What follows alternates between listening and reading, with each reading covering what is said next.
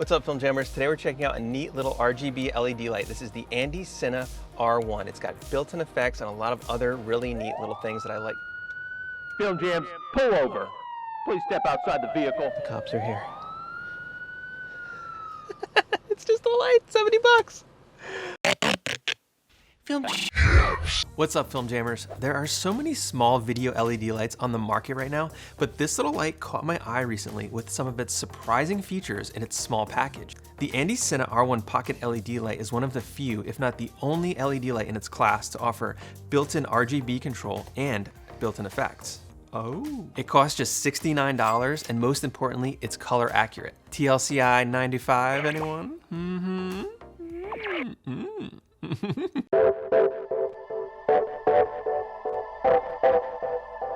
What sets this LED light apart from most other small LEDs I've used is that it has full RGB control with 360 selectable colors. Red, blue, green, mauve, etc. This gives it a lot more functionality over a standard bicolor LED light, as you can use it as an accent light in your film, or to light a car interior where you have minimal room to set up larger lights. Sometimes lighting a car scene can be a little tricky, but these R1 lights are so small that you can rig them up kind of anywhere. So I'll put one right over here, maybe one up here, up in the visor, with and without. It also has built-in effects like lightning and police light. It's basically like a miniature ARRI Skypanel for 1/100th of the cost. The R1 light also has a strobe effect, an RGB chase, and an emergency vehicle and the preset lighting effects. In CCT mode, you can dial in your color temperature from 2500 degrees Kelvin to 7000 degrees Kelvin, which is a nice wide range. And as far as color accuracy, this little RGB LED light has a CRI rating of 97 and a TLCI rating of 95, which is very high and on par with lights costing much more.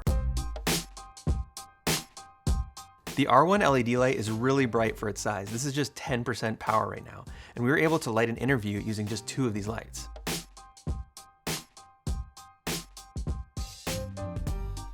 I taped a paper towel to the front key light, which softened it up a bit, and I added a second R1 fixture for the hair light here. So we set up this interview scene with only 2 of these R1 lights. We have one light keying me that has a paper towel over it to soften it, and we have another one behind me that's acting as a hair light. So for a pretty minimal investment, you can create a decent looking interview setup. Ask me anything. What's my greatest inspiration?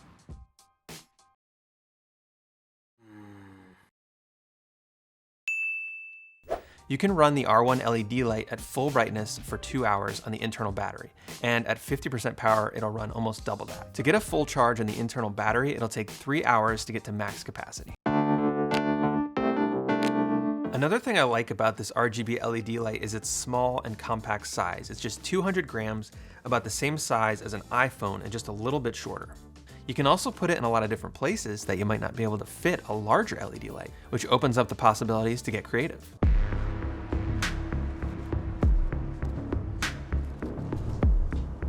What's cooking?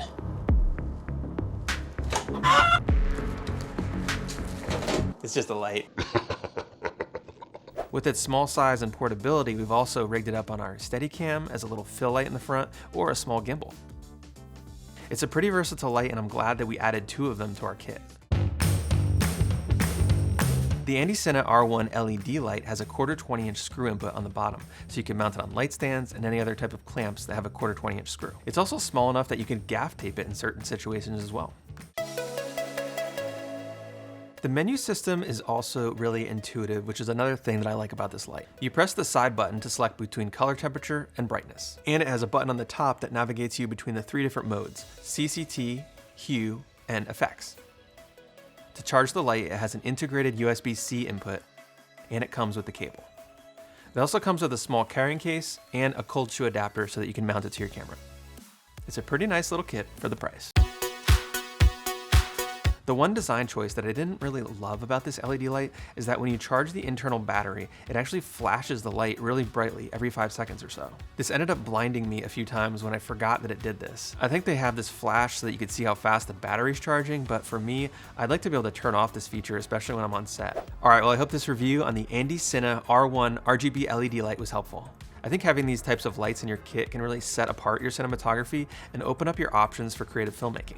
I've started to accent scenes in my films a lot more with color now that RGB lighting has gotten more affordable. And this light is one of the cheapest and best performing small LED lights that I've used. I haven't seen any other LED lights under $100 that offer full RGB color control as well as built-in effects like the R1 does. Thanks for watching. I'm Christian with Film Jams, and we'll see you every Tuesday and Friday with new videos on filmmaking.